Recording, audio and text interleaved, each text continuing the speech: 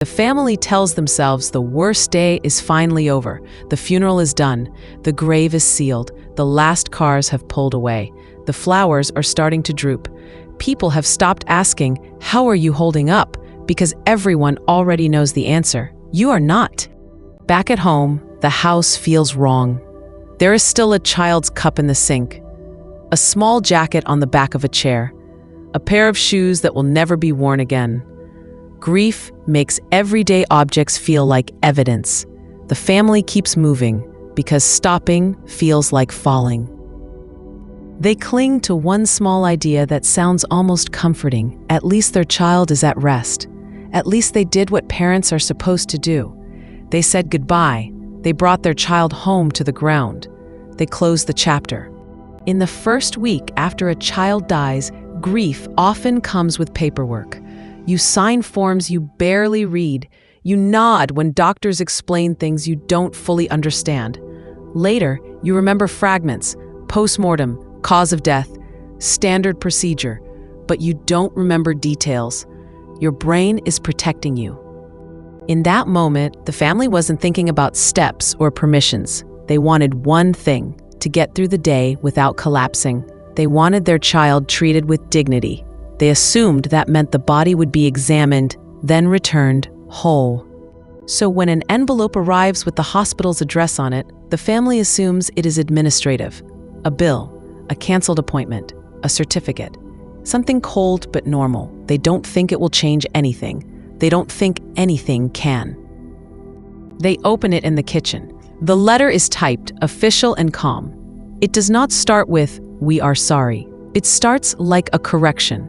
It says that after the child's death, a post-mortem was carried out. It says organs or tissue may have been removed and retained. It uses careful words: examination, teaching, audit. It asks the family to contact the trust if they want more information. The family reads it once and feels nothing, like their mind has gone blank. They read it again, and the words start to mean something. Then the truth hits. If something was removed and kept, then the child buried in that grave was not complete. This is the moment the story turns from grief into horror. Not movie horror, not blood and screaming. Paper horror. The kind that happens under fluorescent lights in polite language with signatures at the bottom. One parent says the first thing out loud without meaning to. "No, that can't be right." Another parent searches the letter for a line that says it was returned or it was all included. But the letter doesn't say that. It doesn't explain. It only points to a phone number and a process. The family argues with themselves. Maybe it's a mistake. Maybe it's a general letter. That hope lasts seconds until the next thought arrives. If it doesn't apply, why did they send it? They call the number on the page. First there is a switchboard, then a voicemail, then another transfer. Every time they hear "please hold," anger rises in their throat. When someone finally answers, the voice is careful, not cruel, not warm, careful, like the person on the other end is stepping around something dangerous.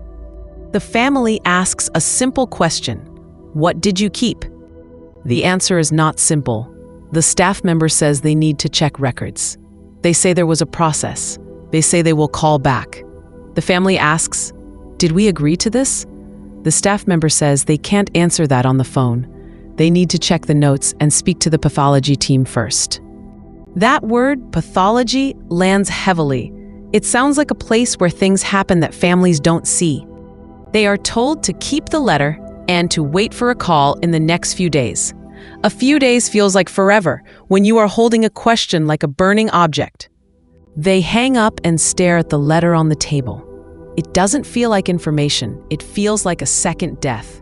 The funeral, which was supposed to be the end, now feels like the middle of something, like the family said goodbye while the hospital kept a secret. Later, they will remember how neat the letter looked, the calm tone, the clean header. The contrast is what haunts them. Something violent has happened to the truth, and it is being described like routine admin. And now the family is trapped in a new kind of grief. It is not only loss, it is doubt. It is the feeling that a basic truth about their child has been taken away, and they don't even know how much. A body is not just biology. For parents, it is a final promise that their child will be treated with respect from first breath to last. That promise now feels broken. The parent looks back at the grave in their mind and understands something that will drive the rest of this story. The burial was not the end. It was the beginning.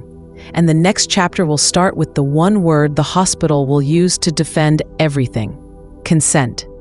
After the letter, the family stops living in after. They start living in why. They call the hospital again, this time not to ask gently, but to demand a straight answer. They want 3 things, said plainly: what was taken, where it is now, and who allowed it. They keep repeating the questions because every time they pause, the conversation drifts into safe language. The first response is not cruel. It's worse. It's professional. They're told the hospital has a process and that someone will look into the notes. They hear the same words again and again: procedures, protocol, records, standard practice. The language feels like a wall made of paper, thin, polite, and impossible to break through. When the parent asks, "Did we agree to this?" the voice on the line changes. It slows down like someone choosing each word. "We had consent." That sentence lands like an accusation. The parent remembers that day. They remember shock, exhaustion, and a doctor speaking quickly. They remember a form pushed forward with a pen. They remember signing something because they couldn't bear another argument, another delay, another decision.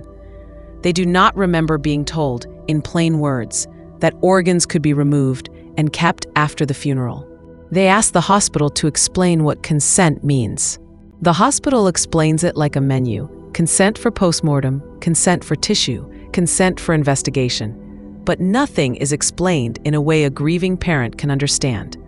The words are broad enough to cover almost anything, yet specific enough to sound official.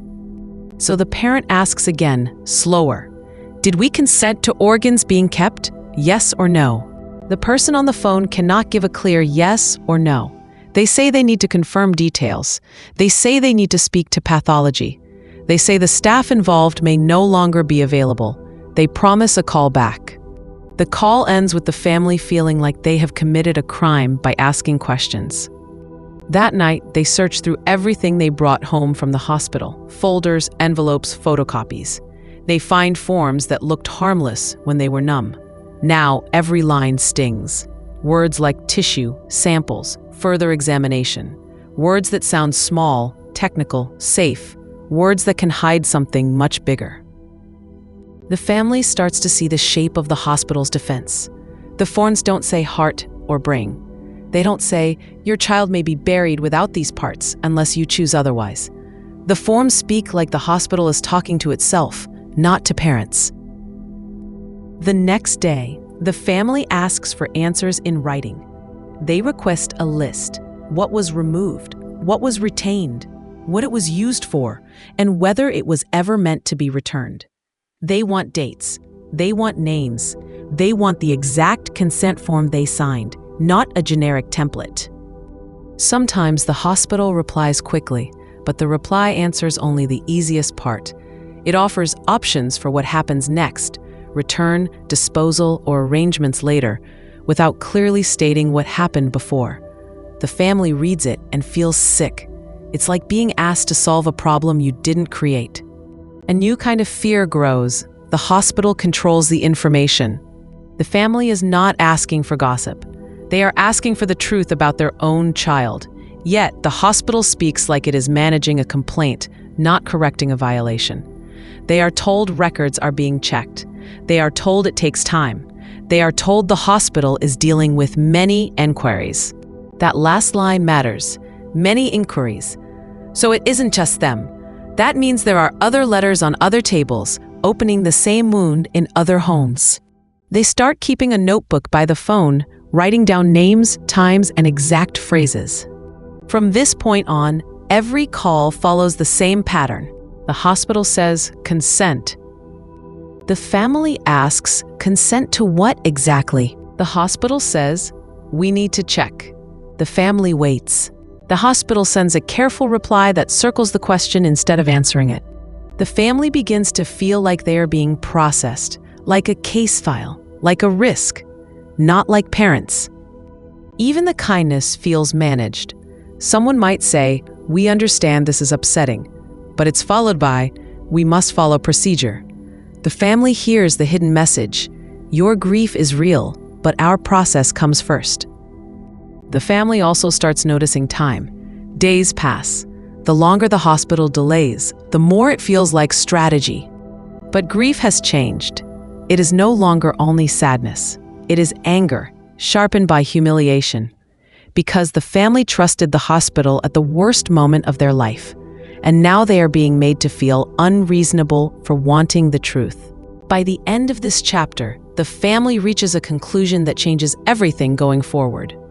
If consent can be used as a blanket word, if it can cover actions no one clearly explained, then the hospital can claim innocence no matter what it did. And that means the letter wasn't closure. It was the start of a fight. The family is about to learn the most frightening part.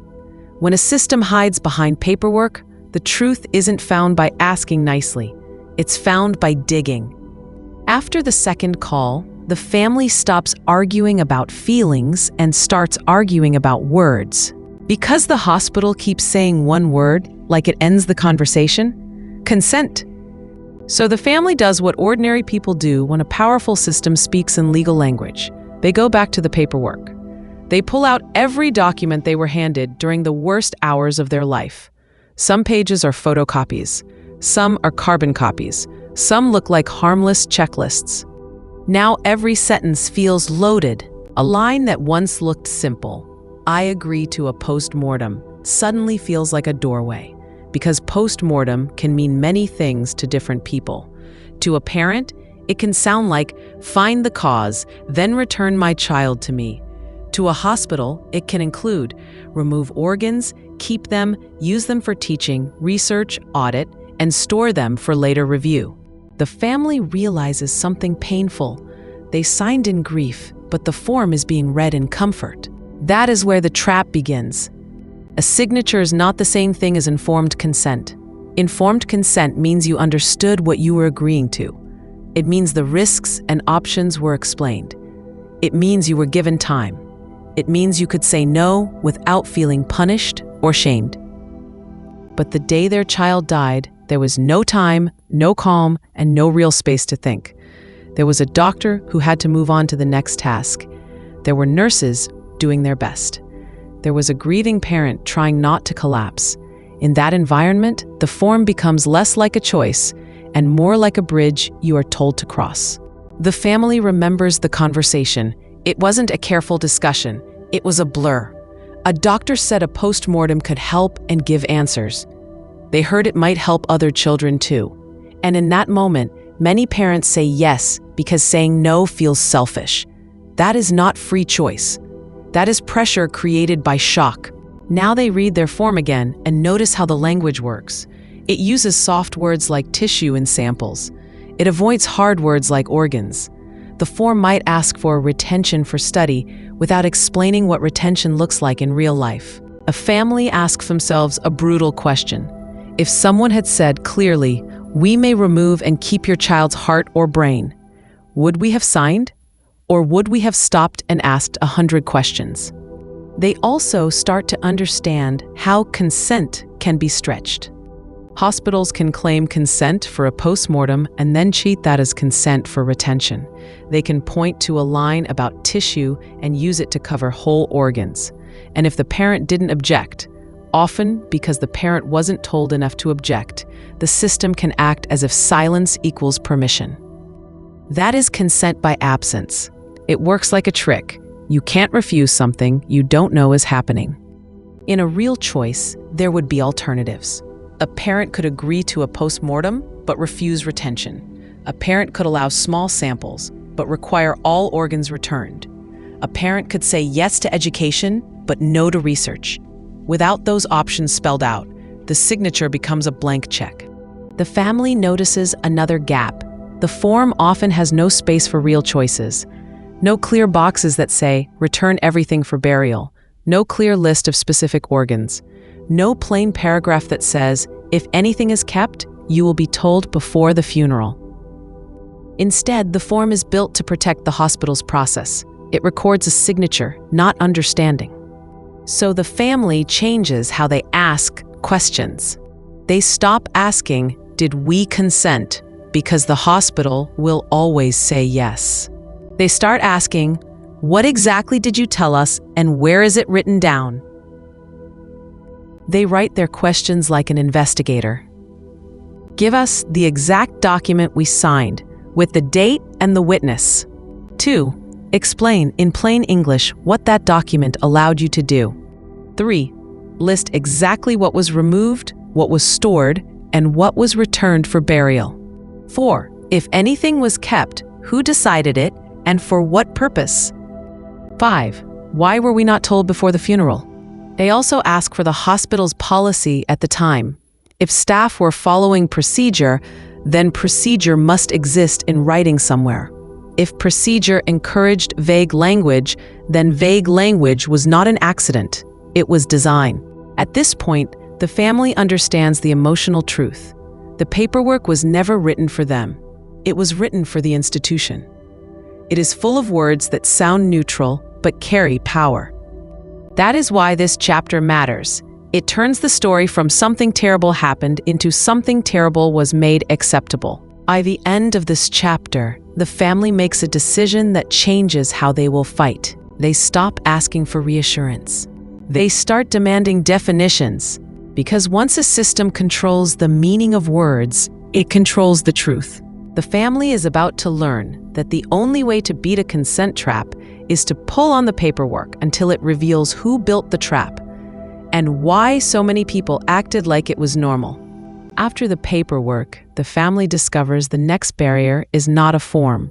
They ask for a meeting at the hospital, not a phone call, not another letter. A meeting where someone looks them in the eye and answers one simple question: who decided what happened to their child's body? The hospital agrees, but everything about the meeting feels controlled. The time is short. The room is not near the wards.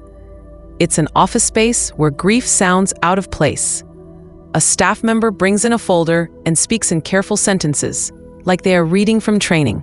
The family quickly learns what restricted really means. There are parts of the hospital they will never be allowed to enter. They ask about the pathology department, the place where postmortems happen, where organs and tissue go after death. They are told that area is not open to visitors. They are told it is for safety, for confidentiality, for professional reasons. The words are polite. The meaning is clear. This is not your space. In normal life, a locked door is just a door. In grief, a locked door becomes a symbol. It says, something happened to your child and you are not allowed to see it. The family asks, where is it kept? They don't mean a scientific answer. They mean, is it in this building? Is it in a fridge? Is it in a jar? Is it labeled? Who can access it? The hospital answers with generalities. It is stored appropriately. It is handled according to policy. We will confirm details when we have checked. Every sentence pushes the truth a little further away. When the family pushes harder, the hospital starts splitting the story into roles. One person says clinical decisions are made by clinicians. Another says pathology follows procedure. Someone else says management is reviewing the process. Each sentence passes responsibility like a hot object no one wants to hold. This is the moment the family understands something important. No single person seems to own the truth. That is how systems hide, not by one big lie, but by 100 small handoffs. When responsibility is shared, blame becomes fog. The family asks again, who had the authority to remove and keep organs or tissue after a post-mortem? The answer comes back in vague language, under the act, under guidelines, within accepted practice. The hospital speaks like they are quoting a rule book the family has never seen. The family asks to see the rule book. They are told it is complex and that they will be advised later. Then the family asks for names. Who signed the post-mortem report? Who handled the retained material? Who approved it? Who wrote the letter now? The hospital hesitates. They say some staff may have moved on. They say it may take time to gather information. They offer another call later. They offer another letter later. The family realizes that the hospital's power is not just medical power. It is information power. Inside a hospital, information lives in multiple places.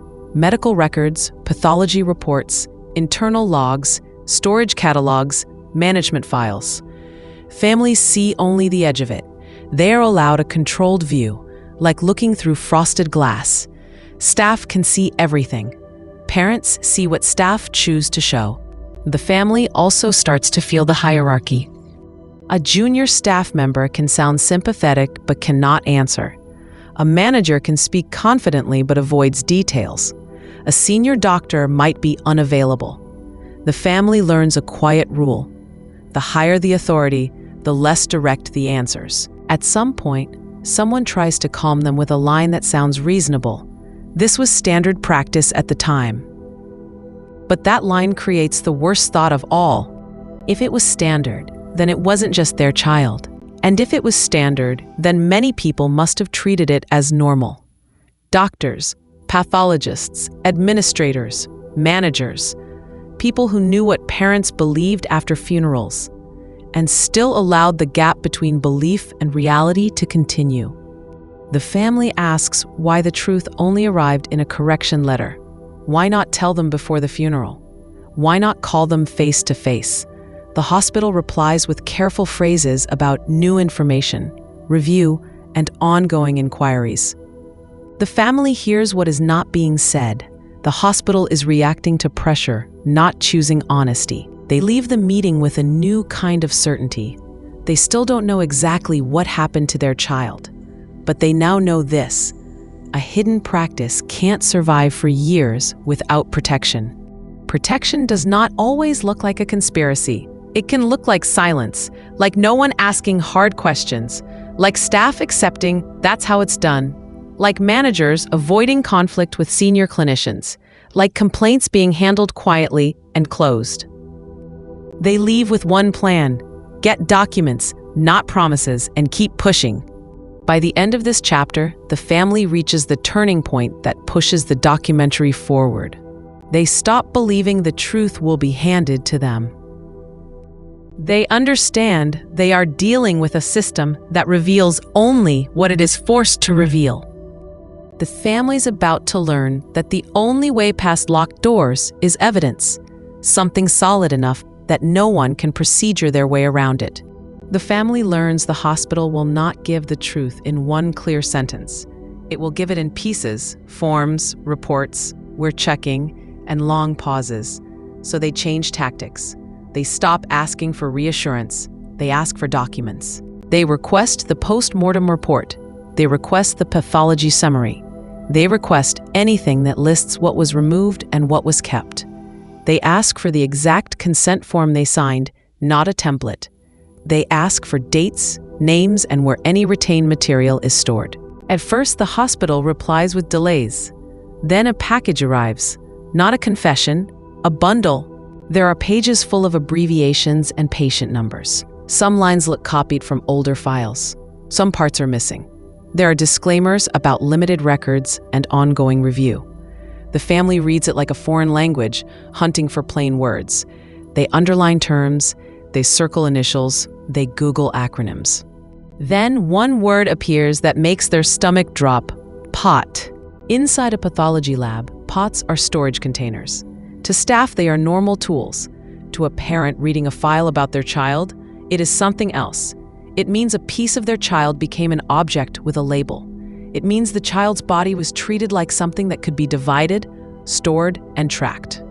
The hospital's letters don't describe shelves or rooms, but the paperwork does by accident.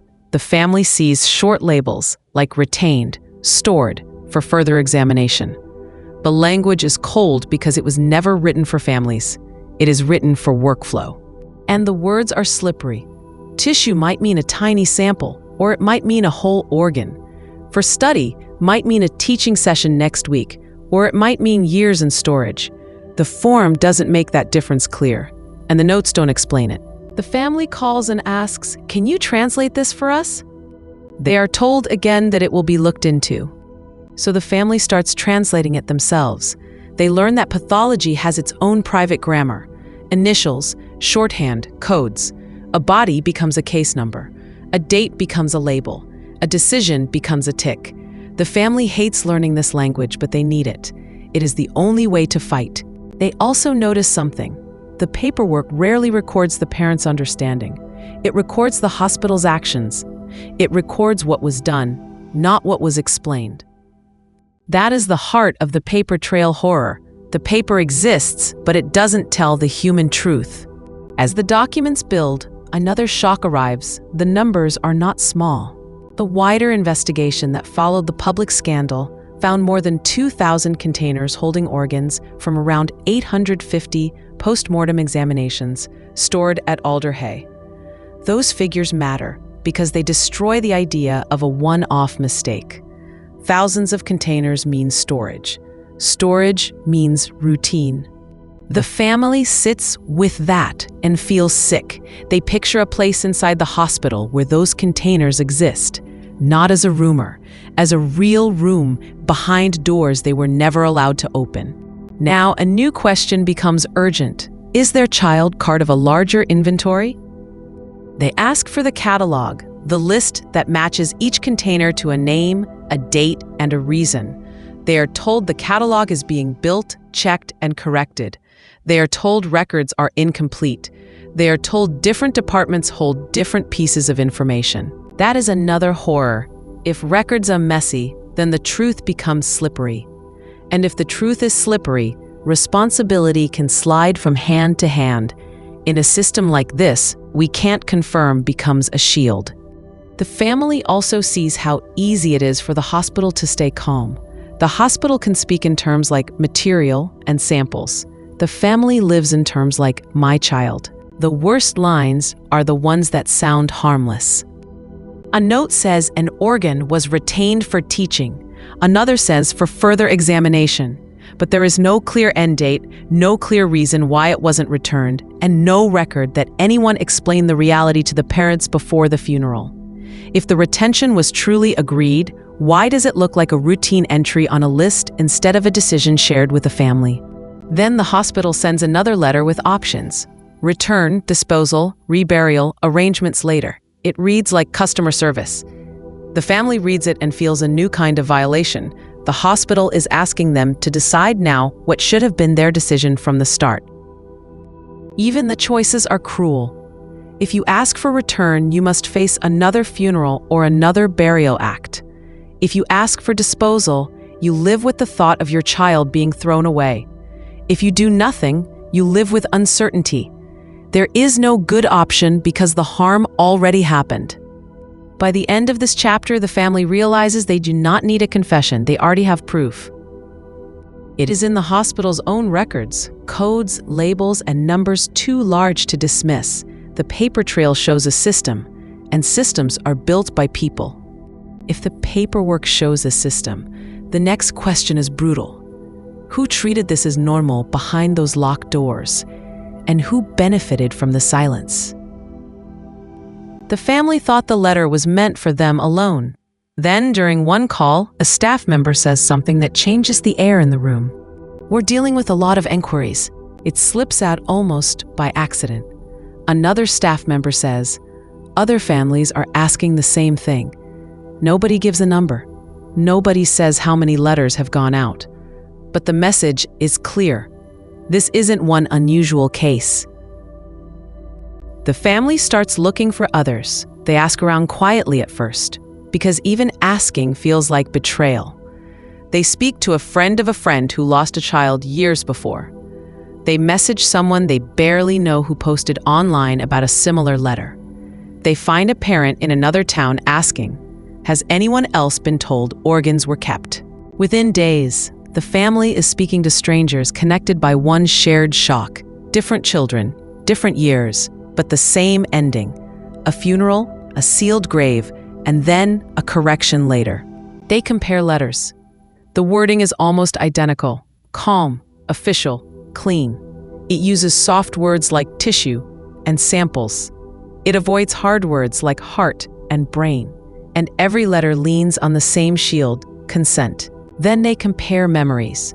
Most parents remember signing something, but not being offered real choices. They remember doctors saying a post-mortem could help or give answers. They remember being told it might benefit other children. They do not remember anyone saying, plainly, whole organs may be removed and kept after the funeral. That is when the families realize what they are facing, not a single mistake, but a pattern. A pattern means routine means training. Because a repeatable act inside a hospital is never random. Someone has to know what to do. Someone has to show others where to put things. Someone has to teach the labels, the forms, the codes, the storage rules, the handover steps. A repeatable system is a machine. Machines don't run on one person alone. This is where mistake dies as an explanation. If one doctor did something wrong once, you could blame one moment. But when families hear the same story across years, they start seeing the outline of a process. Post-mortem, removal, storage, logging, silence. And later, only when pressured, a letter. Parents also realize something painful about time. The longer a practice runs, the more normal it starts to feel to the people inside it. Staff rotate. New trainees arrive. Policies become how we do things. And if no one challenges it, the practice gains a kind of false legitimacy. The families ask each other the same question in different words. How could so many professionals participate without stopping? Some parents believe there must be a hidden reason: research, teaching, reputation, prestige. Others think the reason was simpler: habit, arrogance, and a culture that didn't treat parents as equals in decision-making. Either way, the result is the same. Parents buried children without knowing what had been removed. That is not an accident. That is a choice made somewhere. Then the numbers come up, and the scale hardens the fear into certainty. Investigations later found more than 2,000 containers holding organs from around 850 post-mortem examinations stored at Alder. A system big enough to hold thousands of items does not grow in secret unless people protect it. The families start mapping the system like detectives. They list the consistent moves. A post-mortem is presented as standard. Consent is described in broad words. Parents are not told exactly what may be retained. Retention happens behind doors families cannot enter. Records exist, but they are technical and hard to interpret. When questioned later, the institution speaks in procedure and delay. As they compare stories, they notice another pattern. The hospital's responses are often similar to, "We are checking, we are reviewing, records are incomplete, we cannot confirm yet." It sounds like uncertainty, but it also works as protection. The longer the delay, the harder it is for families to hold the system accountable. At first, the family wanted a single villain, a name you can point at. That story is comforting because it suggests the system itself is fine. Only one person was bad. But repetition breaks that comfort. A repeatable practice is not powered by one person alone. It is powered by routine and permission, spoken or unspoken. It is powered by people who looked away, by managers who didn't ask, by colleagues who chose silence, and by a culture that treated parents' trust as automatic. This is the moment the families stop talking only about what was taken. They start talking about how it was taken, through vague language, through hierarchy, and through the assumption that grieving parents would not question doctors. By the end of this chapter, the family reaches a shared conclusion with the others. They are not fighting a misunderstanding. They are fighting a system. One that worked because it was quiet, because it was wrapped in professional language, and because families were never meant to see how the machine ran. If this was a system, then systems have an origin. Somewhere, someone started it, defended it, and taught others how to keep it going. And the next chapter will show what cracked it open. By now, the family knows this isn't a one-off. Other parents got the same calm letters. The same word keeps being used like a lock: consent. The hospital speaks in procedures, not in truth. But one question won't go away. If this was happening for years, why is it coming out now? The answer is unsettling because the truth didn't rise from inside Alder. It was pulled into the open by another scandal in another city. In 1999, the UK was already shaken by the Bristol Royal Infirmary children's heart surgery scandal. The country was hearing about avoidable deaths, failed systems, and a hospital culture that did not listen. Then another detail broke through the noise. Hearts and other organs from babies and children who died after operations had been kept without the parents' consent. For many families across the country, that Bristol news was the first time they even heard that retention could happen after a post-mortem. They thought a post-mortem meant examine, find a cause, and return the body. They did not realize that parts could be removed, stored, and not returned for burial. They did not even know this was a question they were supposed to ask. Once that idea entered the public mind, a new question spread fast. If it happened there, did it happen to us? People started replaying old funerals in their heads. They started remembering how little was explained. They started looking at old paperwork with new eyes. This is how scandals grow, not because the past changes, but because the public finally learns what the past actually contained. Parents began making inquiries about babies, children, and relatives who died years earlier because the public now understood that a funeral did not guarantee completeness. They called hospitals and asked for records. They asked what exactly had been removed. They asked for copies of consent forms. Some hospitals answered quickly. Others said, "We are checking." And then the letters began. In some places, hospitals set up helplines and scripts for staff because the calls came in waves. Even grief started to look like a queue.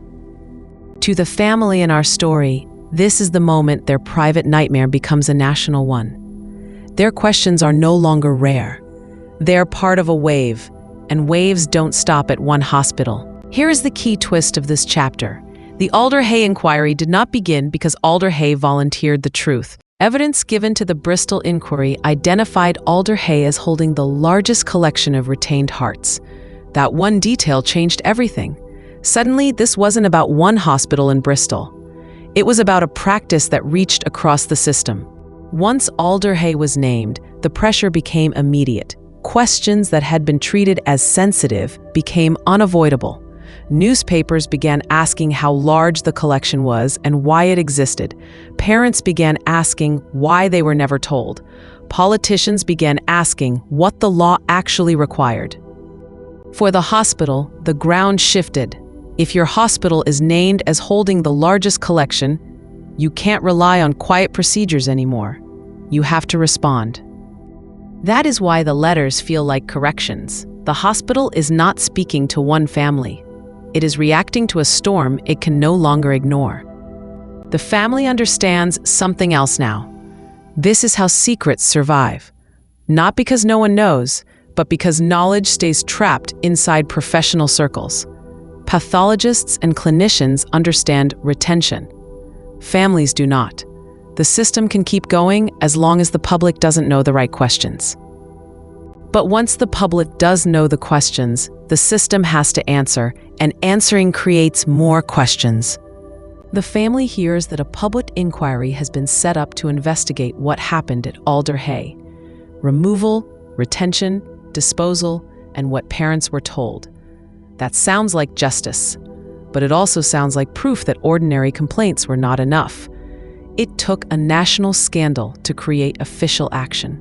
And that creates a third layer of betrayal. First, betrayal. The family trusted the hospital, signed forms in shock, and believed the funeral was the end. Second, betrayal. The hospital's first response was not truth, but procedure, and consent used like a shield. Third, betrayal. It wasn't conscience inside the hospital that forced the truth out. It was an outside inquiry. It was pressure from somewhere else. The family also starts noticing a darker pattern. Institutions defend the practice with the word benefit. They say retained organs helped with teaching and research. They talk about progress. To families, those arguments sound like the system trying to balance harm with achievement, as if one cancels out the other.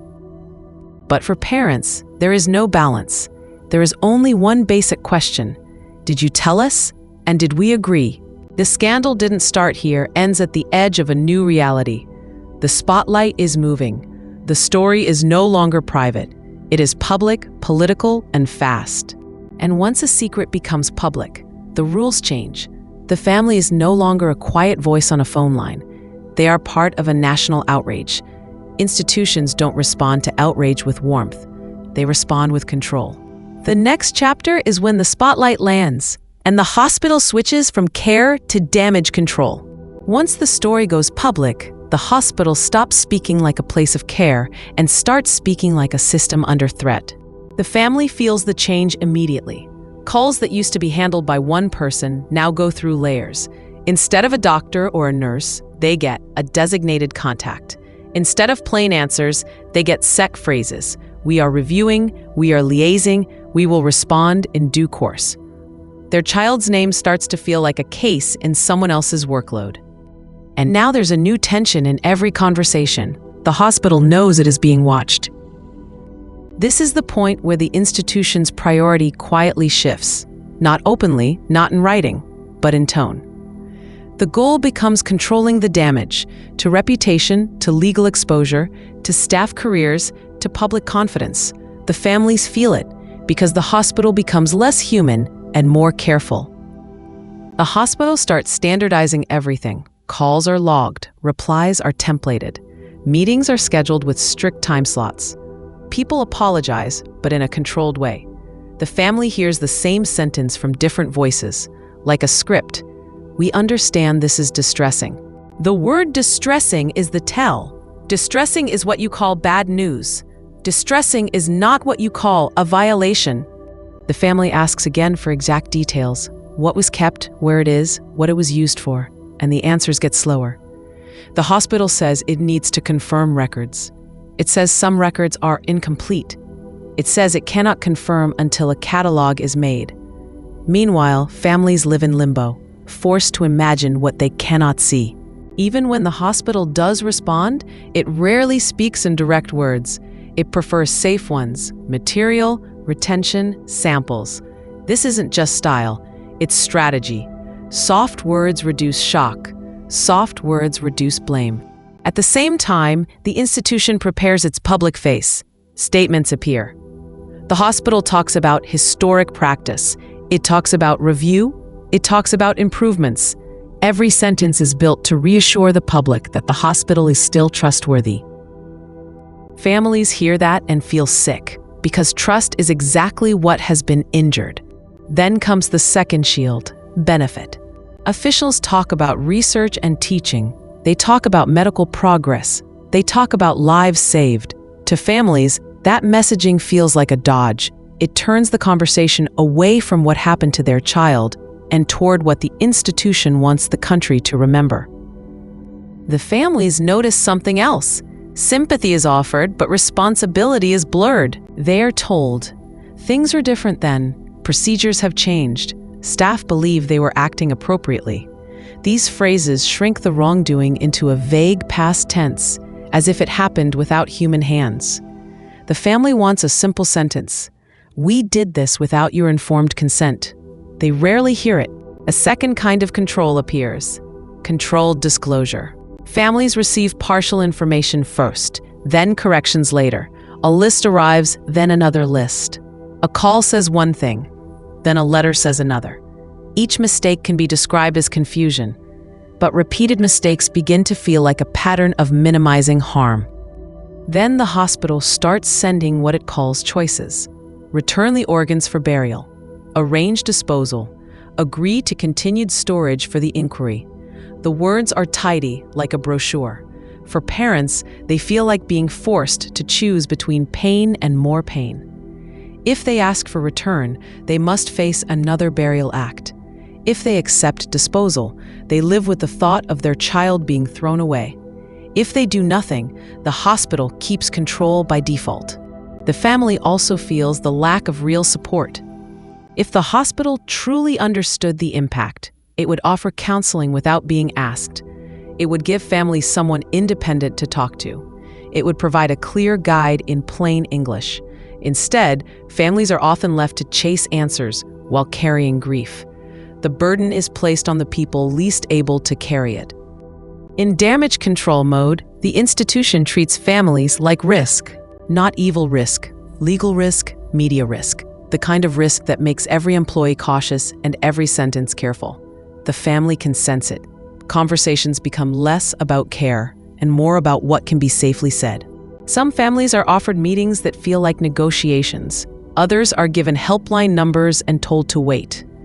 Either way, the message is similar: stay within the process. But the process is part of the problem, because the process is what allowed vague consent to function in the first place. The process is what kept the truth behind doors, and now the process is being used again to manage the fallout. The family reaches a hard realization. This is how institutions survive scandals. They absorb pain, convert it into paperwork, and try to move forward without admitting too much.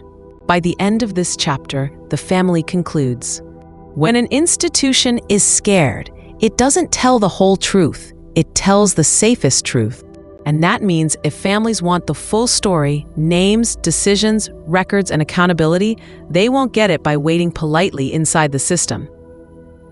The parents stop being passive recipients of updates and start acting like investigators, because the truth is clearly not going to be volunteered.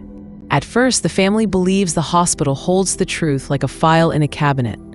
If they ask the right person the right way, the file will be opened and the answer will be handed over. By now, they know that's wrong. They have learned a brutal lesson. When an institution is scared, answers don't flow. They get filtered, slowed, reworded, handed back in pieces. The system doesn't just hold information, it controls it. So the family changes again. They stop acting like patients' relatives. They start acting like investigators. It begins with a folder on a kitchen table, then 2 folders, then a box. Every letter, every reply, every "will call you back," every name and date goes in.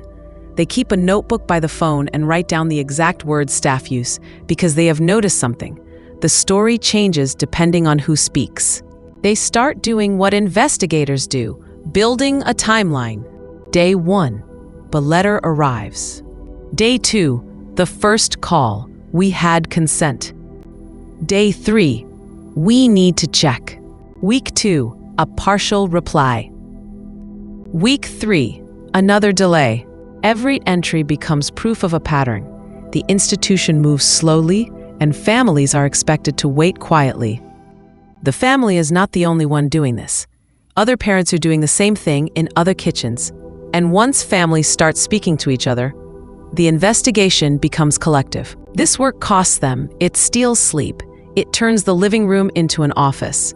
It strains relationships because one parent wants to fight and the other wants to survive the day. But stopping feels impossible. They compare letters. They compare phrasing. They compare the hospital's favorite words: tissue, samples, material, appropriate. They compare the hardest line: you consented. Patterns appear fast. One parent says, "They told me nothing was taken." Another says, "They later admitted it was." Another says, "They told me it was only a small sample. Then, later they discovered it was much more." Each story looks different on the surface, but the structure is the same. Limited information first, corrected information later. So the families focus on evidence. They learn a key move: get the records. They request the postmortem report, the pathology summary, the consent form copy, the hospital's policy at the time. They want the chain: what was removed, why it was kept, who authorized it, where it went, and whether it was ever meant to be returned for burial. They also learn a second move: ask for the medical notes. Notes are messy, but they are honest in a way letters are not. Notes contain the unguarded language of a workplace: times, actions, abbreviations. Families learn that the truth often sits inside the hospital's own files, but you have to pull it out. They also learn what to ask for when a hospital tries to dodge. Not "did we consent?" but "show us the exact sentence you say you explained, and show us where it was recorded." Now the family treats every document like evidence. They look for codes, dates, and language that repeats. They highlight inconsistencies. They cross-check names. They compare what the post-mortem report says against what the letter claims. If the report lists an organ as retained, they ask why the family wasn't told. If the report is vague, they ask why it is vague. When families ask like investigators, the tone on the other side tightens. Replies become slower and more formal. The hospital pushes communications through designated contacts. Meetings feel like risk management. The family recognizes the tactic. Keep everything contained. But this is also the moment families gain their first real power. They are no longer alone. Parents form groups and support networks. They share contacts and template letters. They warn each other which questions get dodged and which questions force a real answer. A group can keep pressure alive, even when one family is exhausted. The families also bring in outside pressure. They contact their MP. They speak to journalists. They ask for independent advocates. They do this not because they want publicity, but because they have learned that quiet phone calls don't change systems. Public scrutiny does. Some parents go further and seek legal advice, not because money fixes grief, but because legal routes can force disclosure. A court letter often gets a faster reply than a grieving parent's call. Through all of this, the family's original goal stays simple. Tell us the truth about our child. But a new goal grows beside it. Make sure this can't happen again. Grief evolves into mission. The family is no longer only asking what happened. They are proving how it happened, through vague language, closed doors, and a culture that treated parents as people to manage rather than people with rights. By the end of this chapter, the family understands the real battlefield. This isn't only a debate about medicine, it's a debate about power. Who gets to define consent? Who gets to decide what families are told?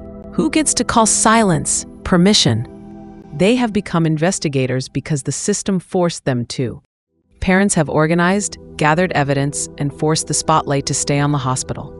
Now the next question is unavoidable.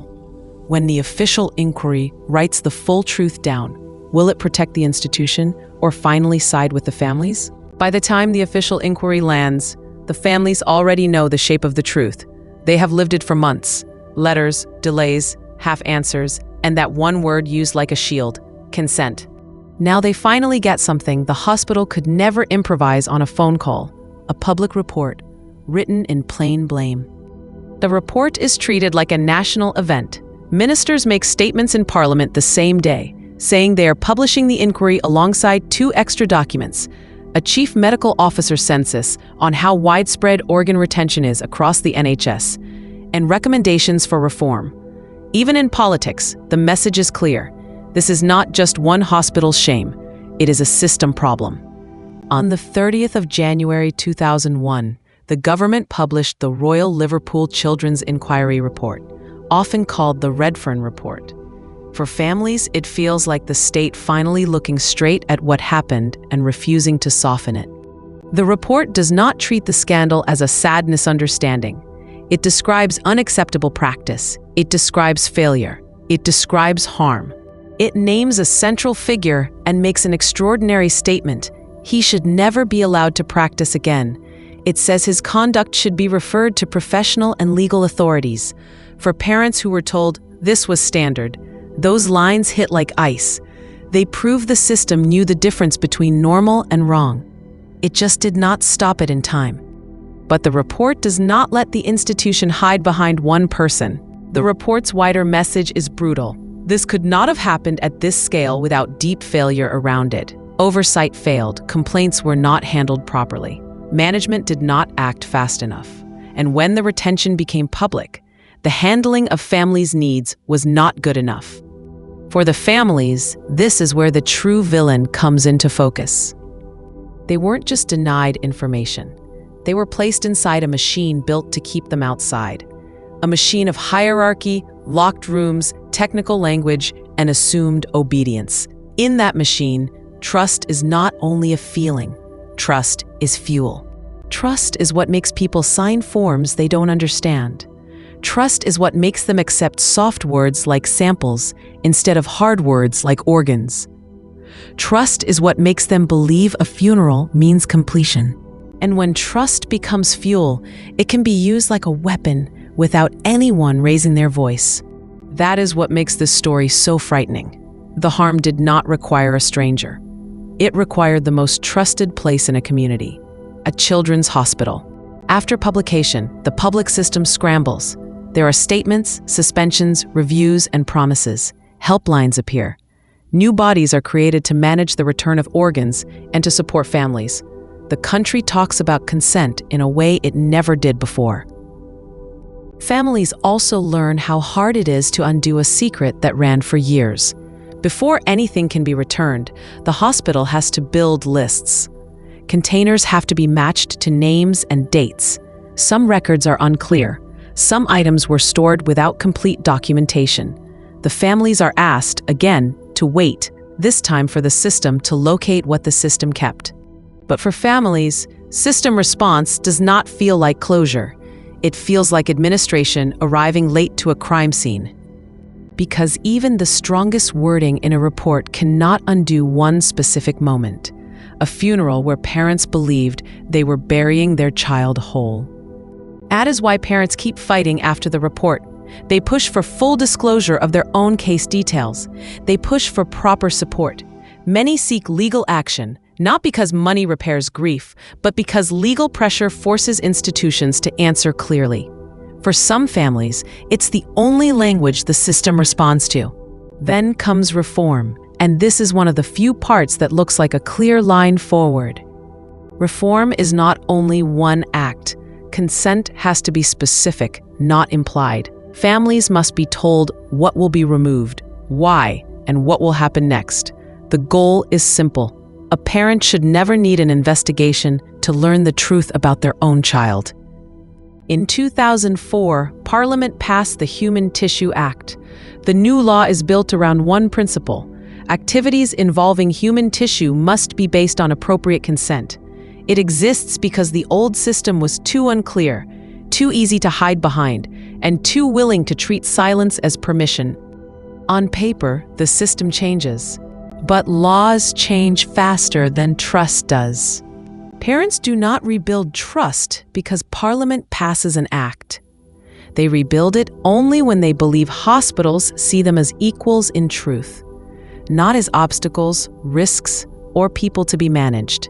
So the story ends where it began, with trust. Alder is not only a scandal about organs, it's a scandal about what happens when grief meets authority, and authority is allowed to speak in a language grief can't fight. It's about how procedure can outrank human dignity. The horror isn't what was taken. The horror is how easily it was taken. And the final warning is not history. It is a question that belongs to anyone who has ever signed a form in fear. If consent can be bent after death, what else can be quietly taken while we're still alive?